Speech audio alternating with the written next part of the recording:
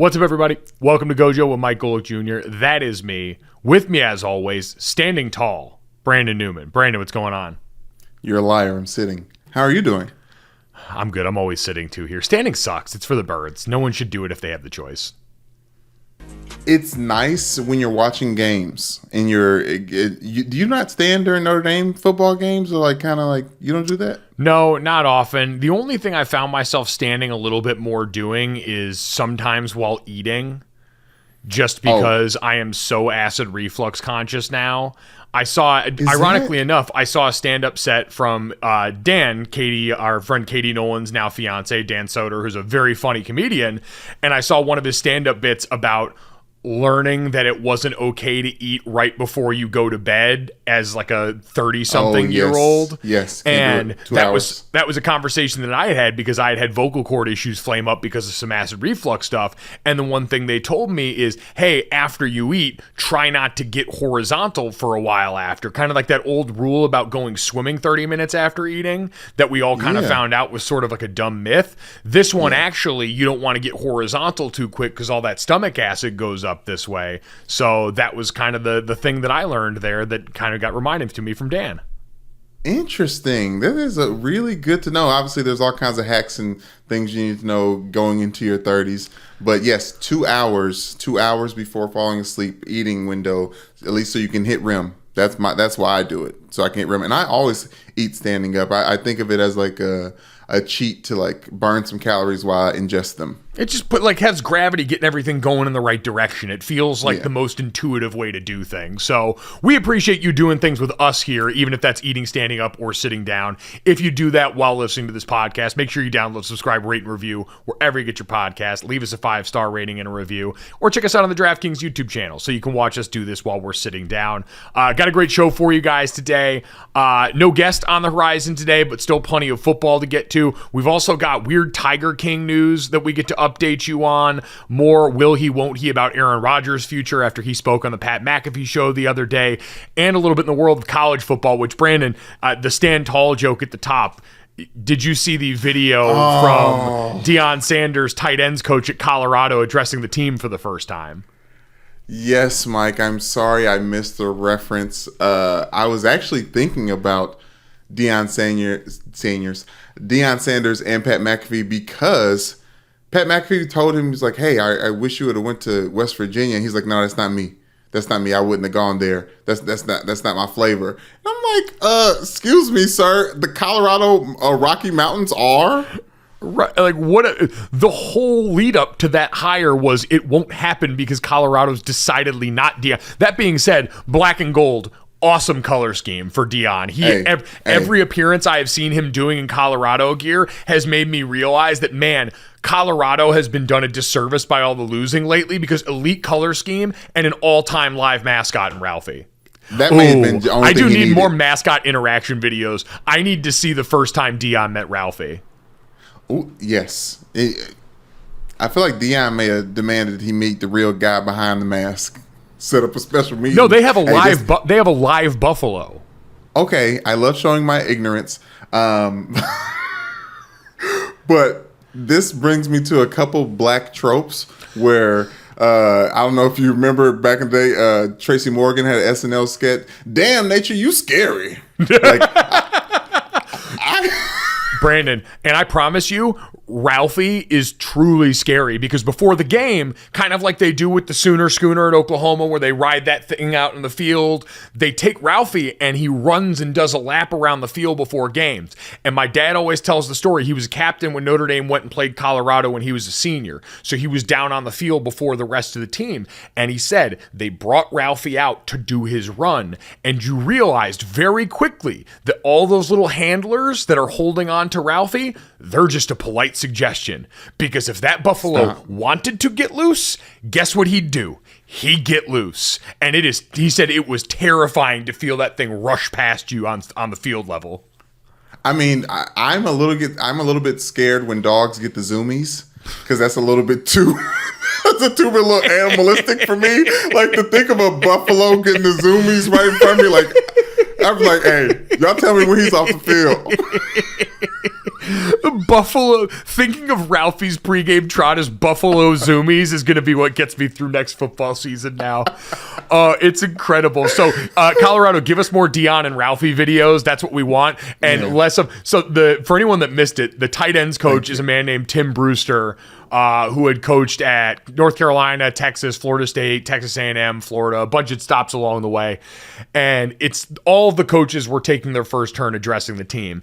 And he walked into the room and volume at an 11. Like, based on how he entered the room, Brandon, if you had blindfolded me and asked, I would have said, oh, that's the special teams coach. Because this was big special teams coach energy where you've got to get everyone so aware because no one wants to be in your meeting. Oh, man.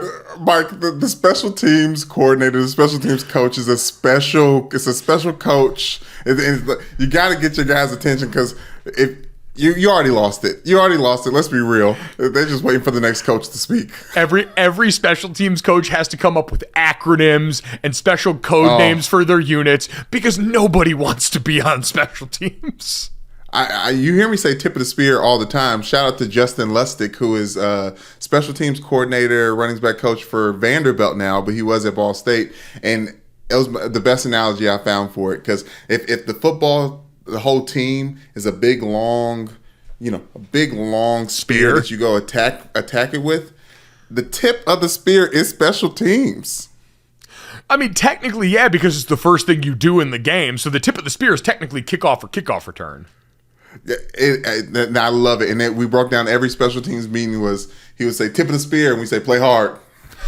So, Brandon, that is actually exactly what this meeting made me think of. So, Tim Brewster gets in front of the room and he tells all the guys, I want you jumping up out of your seats when I say stand tall. And he gets in front of the room and he says, stand tall. And they jump up and goes, all right, sit your ass back down. And then he hits him with stand tall again. And then he reads them this whole thing about how every time the Buffs bus rolls up, it's going to be 60 minutes of hell. And then right as the video cut off, I expected him to Simon Says style, give them another stand tall, and he didn't. And I was very disappointed in it.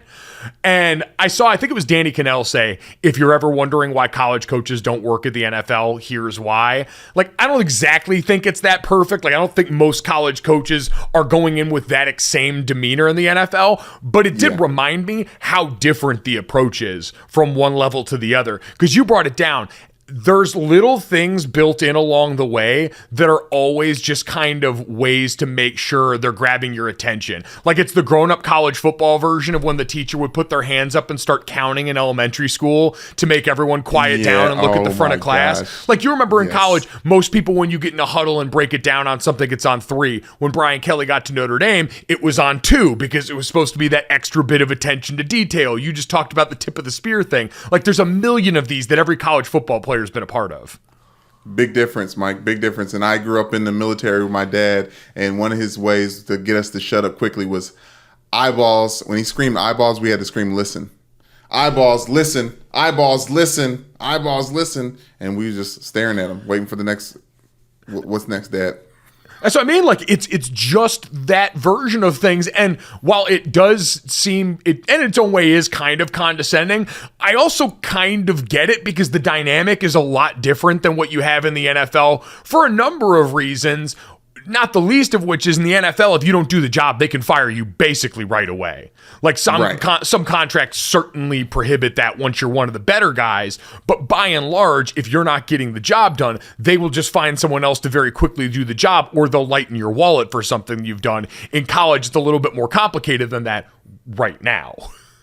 Yeah, that's for the players. But for the coaches, if the coaches give too much of a college demeanor in that NFL meeting room, i.e., John Gruden, knock on wood if you hear me, it's like, okay, this isn't going to last very long because this is just memeable content. And then they turned in 2 days later, Frank Caliendo came and did the same shit. Well, and that's the thing, too, is part of this with everything we've seen from Dion is this was videotaped and sent out to us. So much of college football is how do we package content to show the people that are fans of our program, that are donors to our program, and that are recruits potentially coming to our program, what we're about here. It's all creating slogans and boilerplate stuff and stuff that you can just force feed to everybody who's thinking about your school, because you've still got to do all that, because right now the money's in third party hands. In the NFL, it's direct to consumer. It's, hey, you give us a service, we give you money in exchange for it, and everyone's livelihood depends on it, so we expect you to come here as prepared as humanly possible.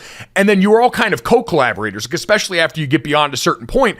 That's why coaches get called by their first name in the NFL. It's why it's more of a conversation, especially amongst veterans, about how they're going to attack certain problems, because you've got a vantage point on the field that, especially as a veteran player, is extremely valuable to them. As a college player, you have not, based on the volume of football that you've played, gotten to that point in your life, for the vast majority of them, where you can do that. And because you're dealing with 120 plus players on a team, mostly, only 87 scholarship or whatever it is, but that many players and that few coaches, it's a lot less one-to-one personal interaction. And so you kind of have to make more generalized content to get everyone through this, because you're also dealing with, young men getting into their grown man bodies and doing that with all the distractions of a college campus too. Like, part of me can understand where the approach comes from, and part of me also sees the ways that it's clearly become a little bit of a meme of itself. Yeah, but isn't college football a meme of itself? I mean, we got Dr. Pepper Collegeville right now. That's some of the best commercials that we get during the season.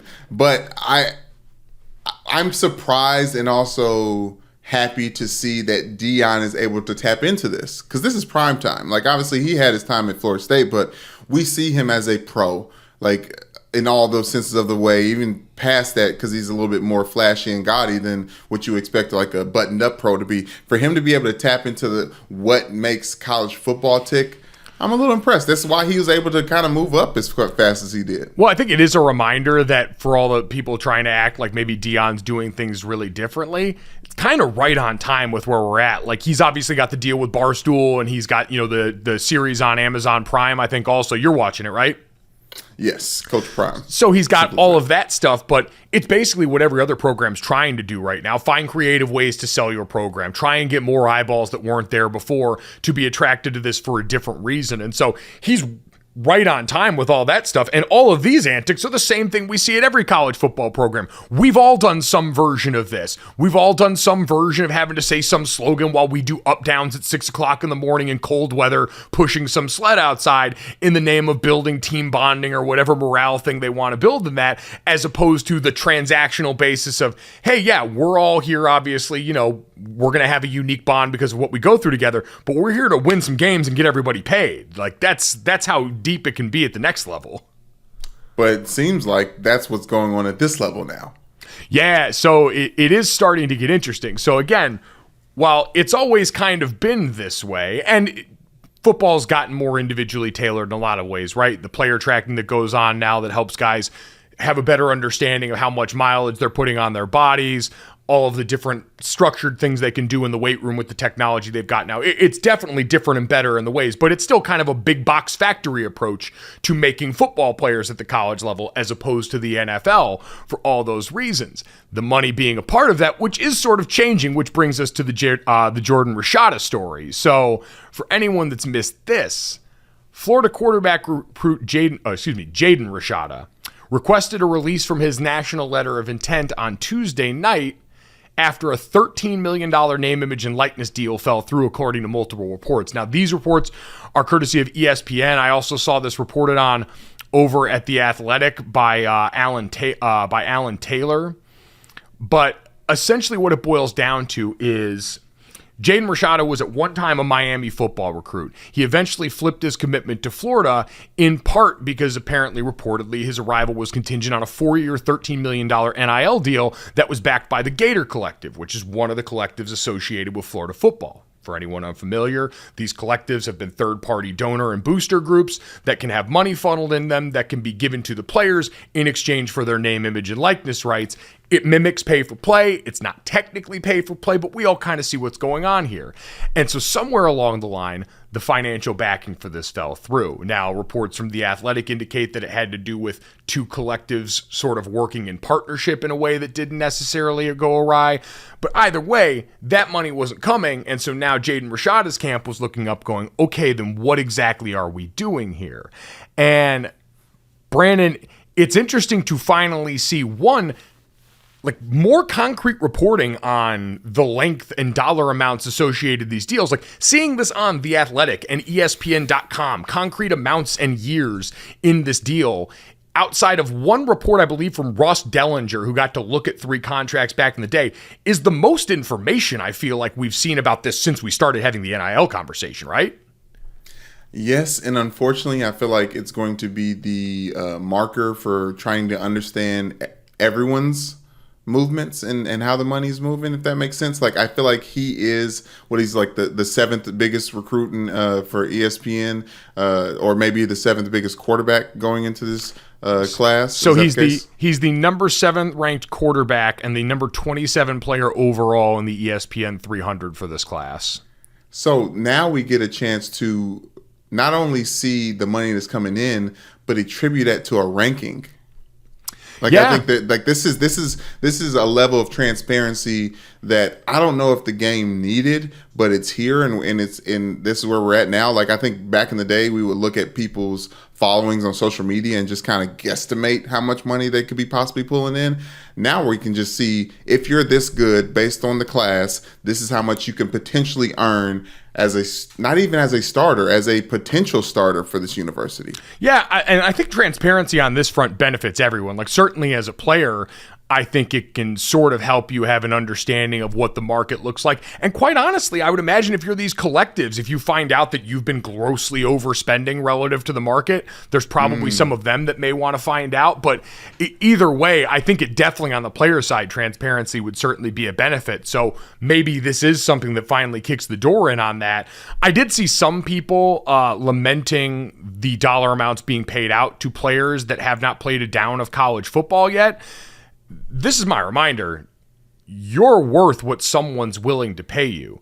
We went through a lot of this. This is the reason the NFL back in 2011, when they went through that CBA negotiation, changed to the rookie wage scale, because you had guys that were coming in getting otherworldly guarantees on their rookie contracts, and some veterans felt some type of way about it.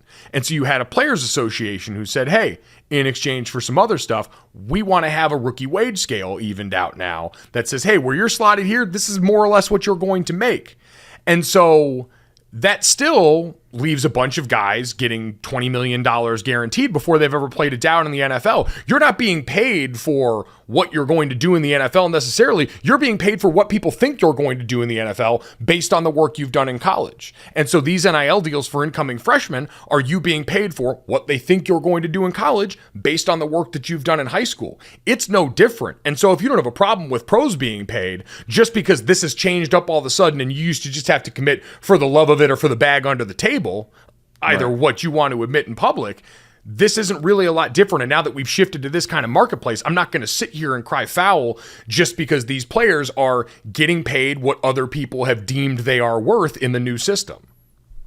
Yes, but from a compliance standpoint, and maybe this is like boring for people, there's so many hoops that have to get jumped through just to get a player into a school and then get a player onto the roster and then get that player that's onto the roster onto the field. The fact that there's another hoop to jump through, just in a sense of a check clearing, it feels it's as muddy as we thought that the money getting into this thing would change things. But I would be inspired to go after the bag like this. Like, I mean, wherever I was ranked coming out of high school, that was me not knowing shit about shit. Like, I remember I didn't go to Alabama because the recruiting coach for Kentucky was the offensive line coach at Alabama. So when Nick Saban offered me, I was like, oh, they're going to turn me to offensive lineman. Fuck that. I'm not going to Alabama. Like, I just had no clue what was going on with the whole game. So I think the more, like, people like the Brandon Newmans of the world that, like, you know what I'm saying? Like, the more we know, the better you can position yourself. That's a really interesting way to think about it, too, because so much of the recruiting process has become professionalized now. These players have to grow up way sooner than we did. The amount of camps that you have to go to, if you're not involved in all these different circuits and going around and being involved in the game. Like, that's what I always call it. Like, the best part of finalizing your commitment or signing your NIL was you got to get out of the game. You didn't have to jump through all the hoops anymore. And maybe some guys like that. Some guys do love the recruiting process, especially when you're a big-time guy. But for others, like, I couldn't wait to be done with that side of things, especially because I knew where I wanted to be. But you are right in that the motivation is now even different than before. it was always, hey, for a lot of guys, I want to get to college because, the degree and stuff's great, but most guys walk in, they're saying, I want to go play in the NFL, and college is my way to get to the NFL. Now, all of a sudden, college can also be a life-changing meal ticket for you if you are at the right place in your football timeline. So that's a really interesting way to think about that, what it does for motivation for young guys coming up, seeing the dollar amounts. And that probably already traveled by word of mouth too, right? Because we're now a couple years into this, so we're still in the information gathering phase of things, which is the other interesting part of this is back this fall, the NCAA clarified something around collectives, basically saying athletic departments can have an association. Like if you look on certain websites, like I looked up Clemson's the other day just because Dabo was talking about name, image, and likeness. Clemson's website has 2 of the collectives that they're associated with listed on the website. Wow. A lot of these athletic departments can be associated. What the NCAA said was staff members can't work for collectives, but they can ask donors to provide funds to them. So the athletic department can say, hey, make sure you give to X collective this season to help the program be big and strong. And so you can have all of that, but they're still not totally in control. So for Billy Napier and company, this presents a really interesting problem because getting burned like this in such a high-profile way, you wonder what that does as the word of mouth travels from other big-time recruits who see all this.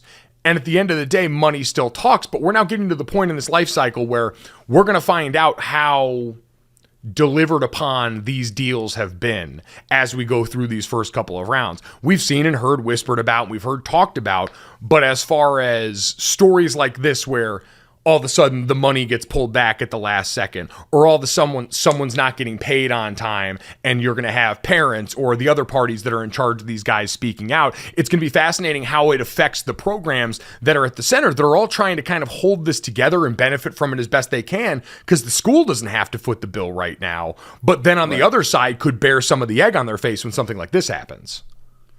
Yeah, there's a lot that just is still not known or misunderstood. Like we talked about the Coach Prime Amazon documentary. One of the episodes, he goes to LA and does the Progressive commercial with Nick Saban. And it was the first time they've seen each other since Nick Saban said that, Deion Jackson State gave that boy $1 million or whatever it was to play. And I didn't understand it then, but after hearing Nick Saban and Deion Sanders talk about it face to face, I understood it even less. Obviously, they talk, as candidly as they were going to on campus. Exactly.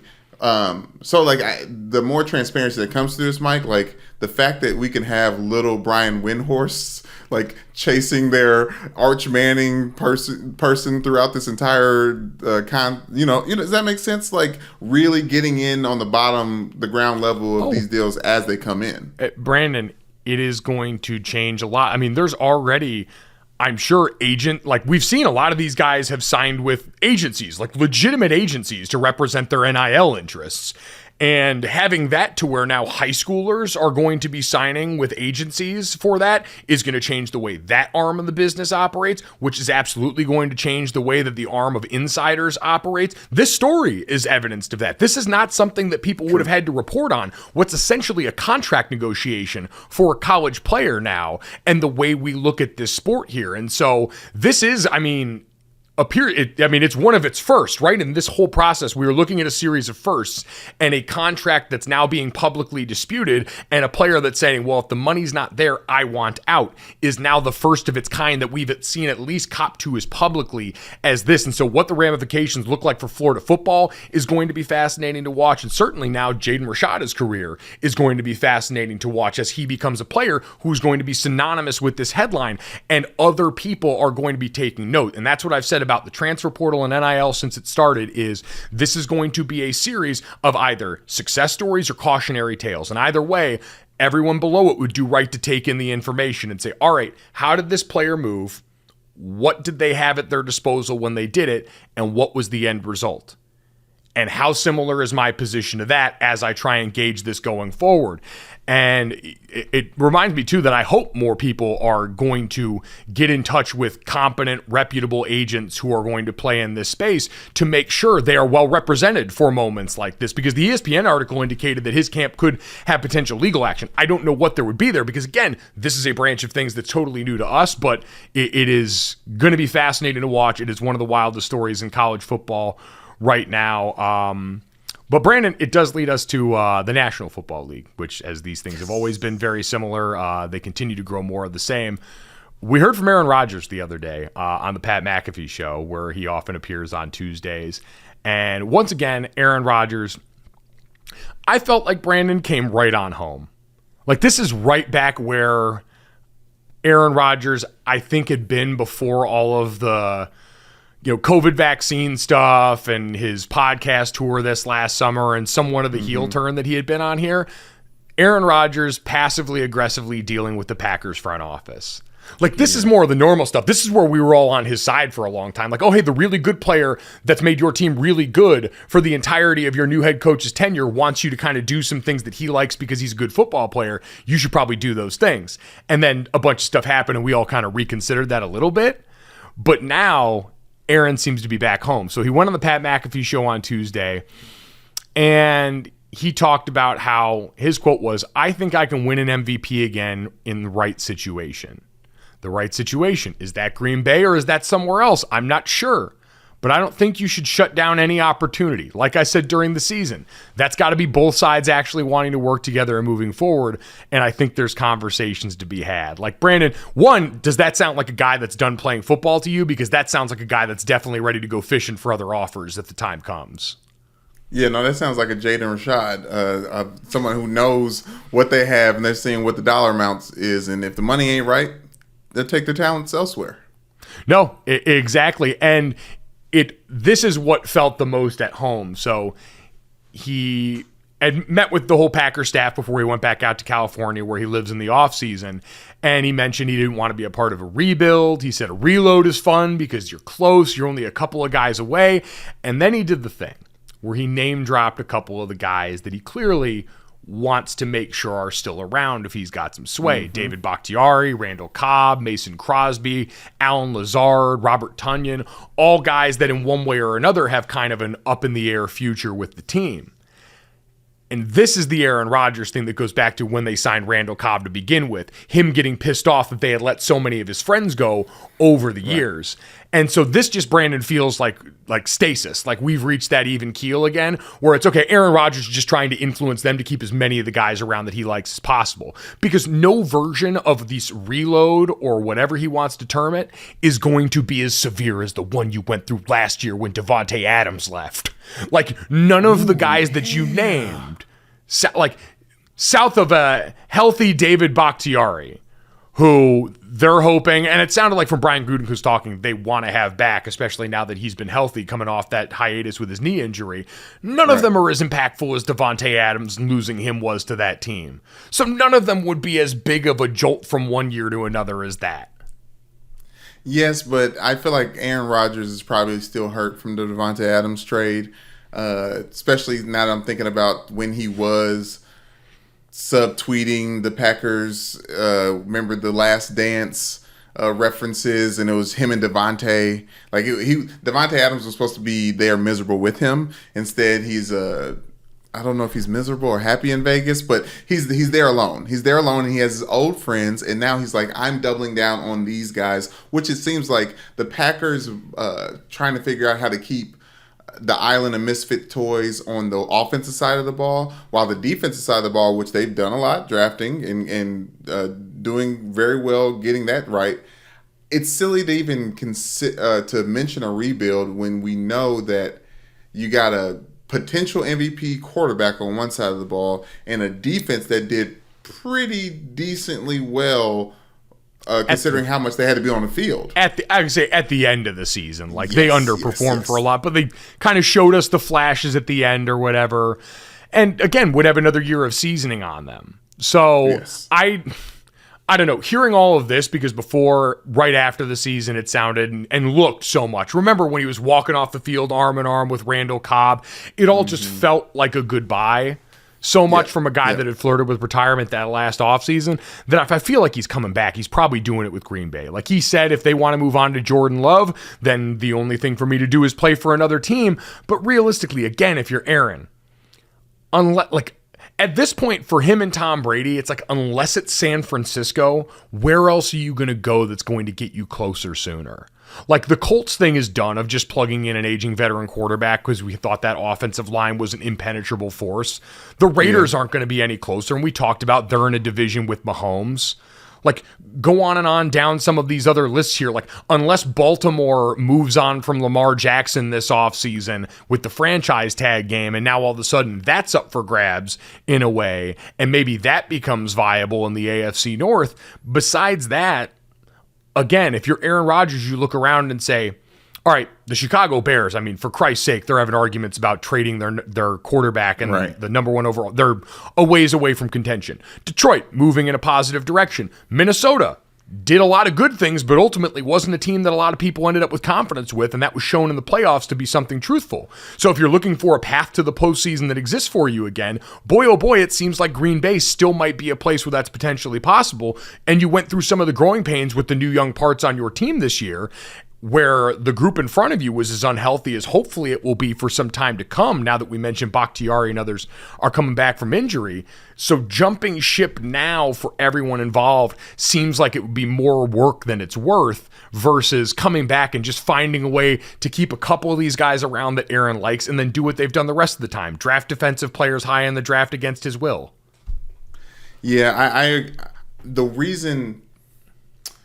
reason he doesn't go anywhere, I don't think it is because there's nowhere else he could possibly go. Because I do feel like there's a couple of those bubble playoff teams that are a quarterback away, like the Jets, that could, like, you know, you get a competent quarterback in there and be able to shape up the rest of that young core. And I don't want to, excuse me for saying this, but like Saints or someone at the Titans or somebody that pops up in my head. Like, there's a lot of those bubble teams that could be a quarterback away from doing it. But the reason why he doesn't walk away is I think the community there at Green Bay, their franchise is built around the quarterback. You know what I mean? And I think there is no other quarterback that they would want to go out with. But it does feel like an ending. Like the same thing with Tom Brady as well as with Aaron Rodgers is, the team that bounced them out this year was the team that they owned the entire time that they've been in the league. So I feel like that might be enough to be like, okay, maybe I am done here. It could be. And listen, maybe Green Bay has seen enough from behind the scenes on Jordan Love that they really want to give this the shot in earnest while they've still got contractual control over him, and try and give themselves a chance of sticking the landing instead of this just flaming out and then having to pick up the pieces on the other side. And you're right, Tennessee is a team that I've seen jersey mock-ups of Aaron Rodgers pop up for, and it seems like at times now, I would say, listen, the offensive skill positions there certainly a little bit lacking, especially as we saw Treylon Burks injured down the stretch of the season. Yeah. There wasn't much, but you'd have Derrick Henry. You're going to have an offensive line that I think gets a little bit of a facelift this offseason as well. But Aaron Rodgers just told you everybody he wants to play with. So the new GM for the Titans, or whatever their new ownership is, they watch Pat McAfee too, and they're like, okay, can we get Randall Cobb? Can we get Mercedes Lewis? Can we get Bakhtiari? Like, who else did Aaron Rodgers say he needed? Because I think a lot of teams there's going to be a lot of free agents and a lot of moves being made, and just like with all the rest of these teams, you get to one big piece settled, and then you figure the rest out. Yeah, and that would certainly be a big piece, but I don't know, man. I don't know how many times we can see this same story happen with the same result on the other side, especially with the financial implications of this that, again, we've talked about, well documented. They owe Aaron Rodgers a ton of money. He is going to cost a ton of money for whoever would bring him over. Those are all very real things. Like the cap is a myth stuff didn't really work out for everybody in New Orleans, as we talked about that for so long. So at some point that does come home to roost. And I think like I again, trying to predict the future with Aaron Rodgers is impossible, but this just seems like he's back to trying to get what he wants from the Packers front office, which has been the same song and dance we've been watching for a while. So Packers fans maybe should feel a little bit at home with that. Maybe. Like you said, it's him coming back to roost, but are they tired of it? I know I joked about, not joke, well, I said I don't want to negotiate with terrorists, talking about Lamar Jackson earlier on in this week on this podcast, but is there anything to the Packers like really just like, you know what? Thanks, but I'm good. I'm like, you know what? Yeah, we're tired of reading your Christmas wish list, reading like seeing what you want from the East Bay magazine. Like Aaron Rodgers, we wish you good luck. Thank you for the Super Bowl over 10 years ago. We bid you adieu. They'd probably be reading a star chart at this point, wouldn't they? Oh yes, astrology. Like I say, biggest. Just look at the arm. He's got the tattoo to prove it. But you know what, Brandon? I think this is also a story of, right, Aaron Rodgers, while statistically this is one of his worst seasons, I think when you looked at it, it still wasn't like Brady. It wasn't a massive enough drop off to where I'm like, oh, this guy's washed and it's over. There was still good football in both of those guys at certain points, and especially for Aaron Rodgers. And so I still think there's a good football player in there. And then on the other side for the Packers, this has been a series of them not knowing their own personnel well enough to make the right decision at the right time. It goes all the way back to not communicating the Jordan Love draft pick the right way that they did. That ended up causing a lot of the friction in this relationship, so that every other move felt like a declaration of war, and so that you got what you had over the last couple off seasons of strife. And that led you to, when he went back to back on MVPs, to have to double down and say, well, we got to pay the guy now, and to give him $150 million over 3 years and put yourself in this position. And so you either thought he was done then in a way that you didn't predict, and then couldn't anticipate him being done-ish now enough to not give him that deal on top of it, to now wind up at this point where I feel like at some point, if you're the Packers, you got to just pick one thing and stick with it, because this has been a series of waffling moves based on not anticipating the outcome. And so right now it seems like you're bought in enough to just say, for better or for worse now, we got to ride this out. And if it means we got to make a few concessions for this guy, keeping a left tackle in David Bakhtiari, who, if he's now healthy through another offseason, can probably still be one of the handful of best tackles in the league. And if it's keeping an older tight end or a guy like Robert Tonyan or something, great. Like Lazard's probably going to get got by somebody else, but you've got the young guys in there that now, towards the end of the season, started to come online. The Christian Watkins thing started to finally look better at the end of the season. And it all just seems like it's going to lead back there with the same usual jostling that we've seen. So Packers fans, strap in. We'll see what happens next Tuesday if Rodgers is back on with McAfee and those guys for more of this one. But Brandon, in the meantime, in between time, should we ask the all-important question now? Are you kidding me? Are you really going to do this right now? Okay, I mean, we can. This was I'll just play it and talk over it while we get set up, okay? This was going to be a love letter to Lamar. Dead ass, when you started that, I thought you were going to pass out. That song is at such a demanding octave. Are you good? That came from the depths of your soul. I know you had put on a brave face the last few days, but you're really fucked up about this, huh? You know what, Mike? This entire week, that song has been stuck in the back of my head, and I couldn't realize why. And I was like, what am I going to do for this, that, and the third today? And I was just like, that song's in my head. And I was like, oh my God, I am thinking of Lamar. Don't leave, Lamar. Bro, nothing will make you put on your biggest stinky fart face quite like early 2000s R&B.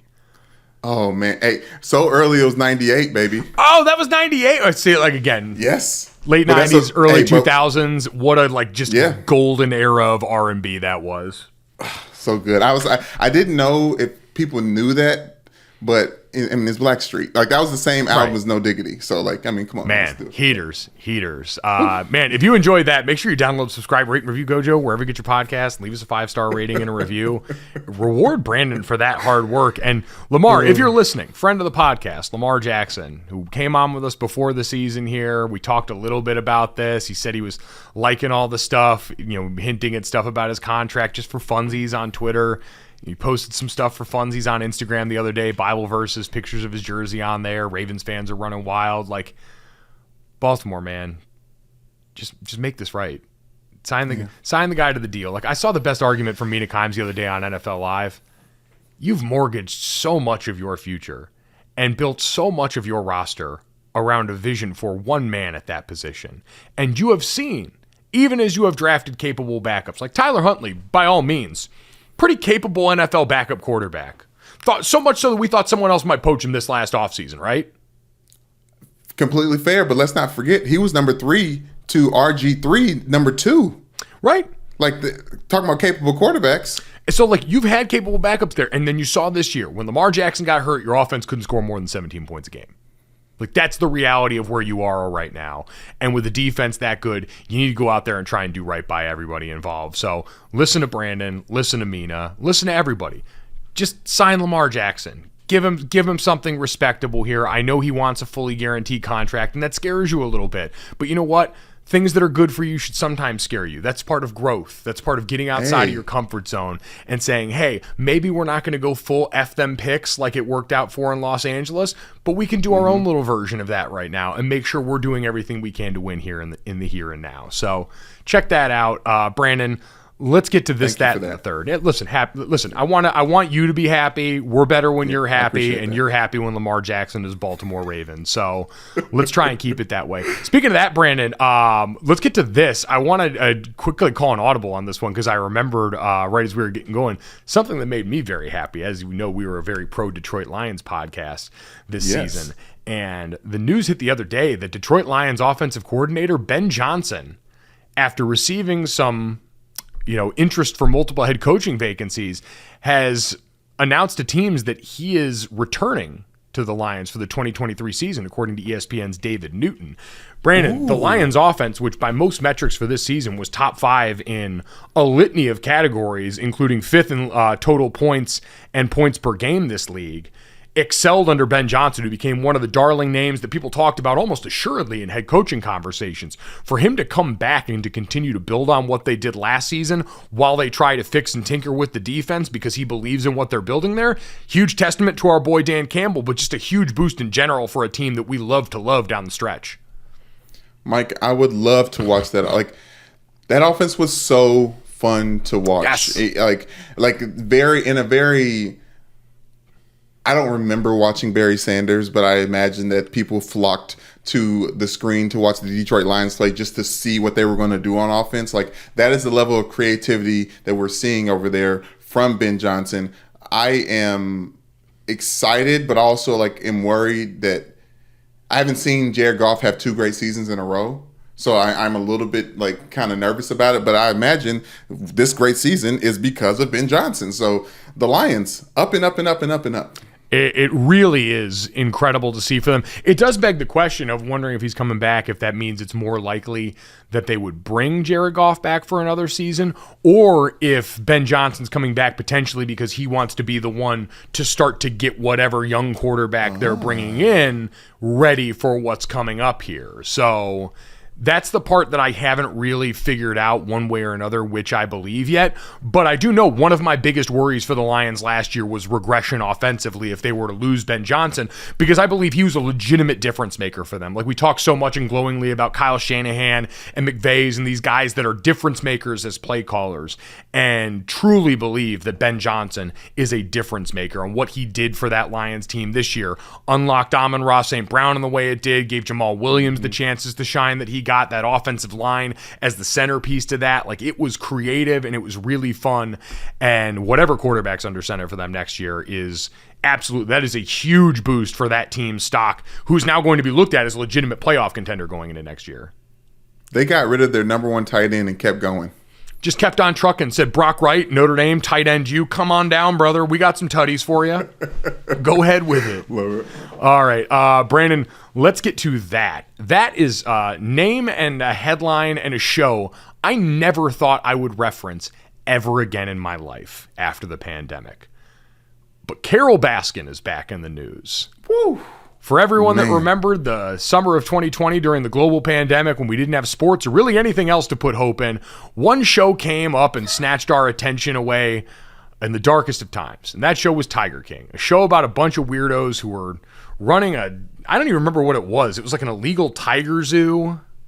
It's an exotic petting zoo. I've been to some since. Oh, that's right. You live in Florida now. Yeah, I was like not in Florida, and also surprised Tiger King set in Oklahoma, close enough. But yeah, there's a lot of people that are maybe exotic animal enthusiasts that can just charge people to come look at their exotic animals. So while we all went on that magical journey with Carole Baskin and company, and apparently while they were in the process of greenlighting Tiger King 2, which whoa. Let me lay. I didn't give it good enough. No, I didn't give it. Tiger King. No, Tiger King 2 came out, but no one kind of watched it because, like you said, we had hope in sports back. But I didn't fully give the setup. What is his actual real name? What's the Tiger King's name? I forgot. Whatever. No, I don't remember his name. What is his name? Brandon, anyways, again, these people served a very specific niche need for us, and then I dumped everything. This is like after every college football game I call, where I learn as much as I humanly can about two programs, and then as soon as I am done with them, I immediately dump all of it from my brain, because it's the only way I can fit next week in there, because I am this close, this far removed from being a Neanderthal. Fair, and I isn't it Joe Exotic? Thank you, Joe Exotic. I would say it's almost just as good as Tiger King. So Joe Exotic's main rival in this Oklahoma territory was Carole Baskins, who ran this big cat sanctuary. She said it, and let Joe Exotic tell you she's just as bad as he was. But she would always come on Hello Cats and Kittens with her little floral prints, and her husband that was kind of like a mannequin who could talk and move and think. But there's a lot of controversy. Her current husband. There's a lot of controversy about how she got that current husband. Yes. So her ex-husband had been rumored by her competitors to have been fed to the lions by Carole Baskin. That would be Don Lewis. Tigers, excuse me. Yes. Not Lion King. Of course. Very Lion King and Tiger King. Very different. Very, very different. Although both involved someone being fed to I guess... Spoiler alert, Mufasa wasn't fed to those wildebeest or whatever they were. He was just pushed under them. It felt like it. It did feel like it. They never found the body either, and then there was all those rumors that we talked about on the podcast of Scar and the hyenas eating Mufasa, which seemed really messed up. That's why you don't look those ain't rumors. That's why you don't look too close to the things you love, folks. But anyway, apparently they found him in Costa Rica. Don Lewis, Carole Baskin's ex-husband, who now would be like 84 years old. Apparently, the FBI and the Department of Homeland Security reached out before Tiger King 2 came out and said that a special agent in charge of that had basically confirmed the year before that he was in Costa Rica and apparently alive and well. So this is once again a reminder, Brandon, to not just believe everything you read on the internet or hear in a Netflix special produced where we're all very mentally unstable. Yes, Mike, but I do feel bad for that person's family because Carole Baskin's husband had a whole other family that he had before he met Carole Baskin's, and it was like 4 daughters, and they were all part of the interview because Joe Exotic sent them down, and they basically like gave the evidence that like Carole Baskin's killed our dad, and dude just wanted to get away from everybody. He's been in Costa Rica chilling, and now he's going to get on them kids going to come find you, hey, Papa. Listen, Don Lewis, the original Cliff Kingsbury. This was his one-way ticket to Thailand. How pissed do you think he is at these FBI dudes too now? Come on, blowing up my spot. All these other kids going to know about these other kids now. He must have stopped being an informant for whatever arm of the government he was working for at that point. And like, we're going to tell Carole. Like, okay, well, Here you go. What's the worst you can do? Not feed me to the tigers actually again? Oh man. And I'm glad, because when she said that she didn't kill him, she was so nonchalant about it. I was like, she must be cold-blooded. It's also insane, like, these were people's actual lives and we just believed that. Like, how sick how sick were all of us? How sick are all of us? Dear God. Don, if you're actually alive, which this indicates, we're glad you're alive. We're hoping you're having a good time in Costa Rica. We hope everyone is as well as they possibly can be in these uncertain times. Brandon, let's get to the third. Speaking of uncertain times, the subject of this next show. So I know you haven't seen the first episode yet, but I did want to set the table for a little bit, and this is a sell. Because, and we're already a week late, so we're past any spoiler alerts, but we're not going to give them out because Brandon hasn't seen it yet. The Last of Us premiered on HBO this past weekend, reached more than 10 million viewers across its first 2 days, which HBO says The Last of Us is now caught up to House of Dragons as the initial series premiere audience in just 2 days. What? So one of the biggest initial premieres they've had in a while. It's an adaptation of the old PlayStation game The Last of Us, which friend of the program Katie Nolan very fond of, and someone who I kind of asked about in the lead up to this. And Brandon, gotta tell you, Pedro Pascal, who is the male lead in this show, through one episode, sensational. For anyone unfamiliar, it's a basically post-apocalyptic thriller. So a genre which we're all pretty well versed in at this point. Through one episode, already some pretty interesting minor twists on the genre, I think, that make it interesting enough and something that's been done a lot. But I think off the strength of Pedro Pascal, who seems pretty ready to do this in a big way. Oh, yeah. And the way they've made you buy in pretty early on in this, and some of the previews I've seen, ratcheted up and ready to go. Like, I hope you're planning on watching this every week, because this feels like something we need to be up to date with. I was going to watch it as soon as you got done with that last sentence, because I'm going to watch it tonight, and I'll give you my recap. I don't know anything about the video game, but I do know Pedro Pascal. I think first time I saw him was in Narcos season 1, and fell in love with him there. So I'm pretty sure I saw a stat that said Pedro Pascal has not appeared on a show that's ever been rated less than 89% on Rotten Tomatoes, which feels like a Madden stat for actors. Yeah, exactly. Also one of those fake ESPN stats that we talked about. But yeah, I'm bought in, and mainly because I just saw Steven Spielberg is in the news because his movie is doing well and getting awards and Golden Globe, and this is the season. But he said that he's been inspired by HBO series and is interested in getting to long form near the end of his career. He said if somebody would have gave him Mayor of Easttown, he would have took it. So as the more quality long form TV shows that are out there, the more these other big directors are going to get their hands in the pots as well.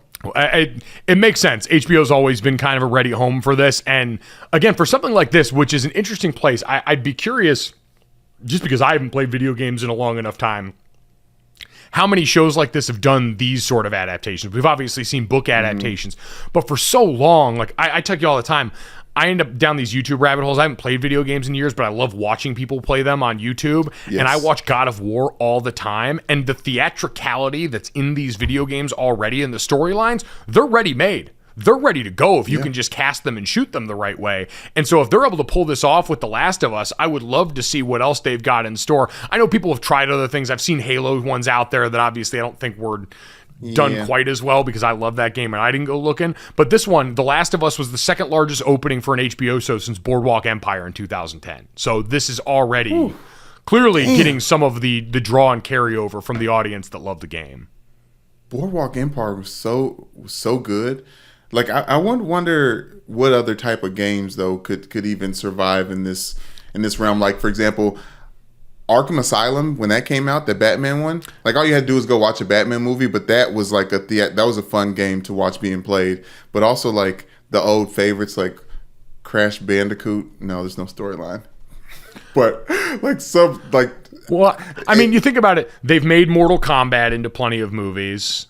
I like that new one that came out on HBO. That was not bad. And again, like Mortal Kombat movies, they don't have to be anything more than they are, right? I know what I'm there for. It's like when I watch Dragon Ball Z, I'm there to watch guys scream into different hair colors. It's a great time. Right, yes. But with this stuff, like, I guess there probably have been a lot more than I've given it credit. Like, hell, we have 2 Sonic the Hedgehog movies at least right now.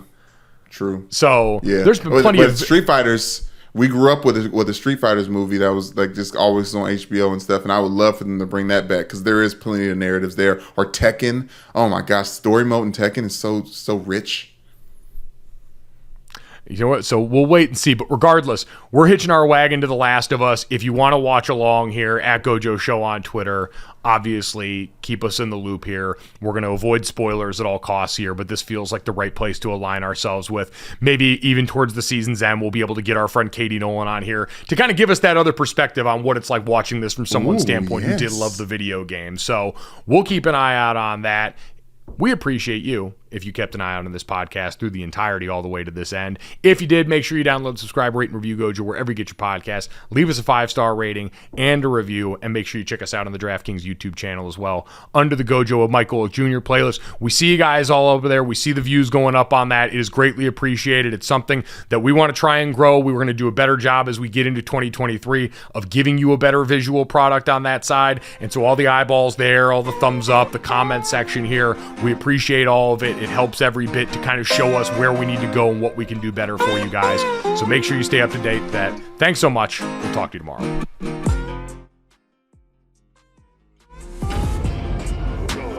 Boom. Money in the bank.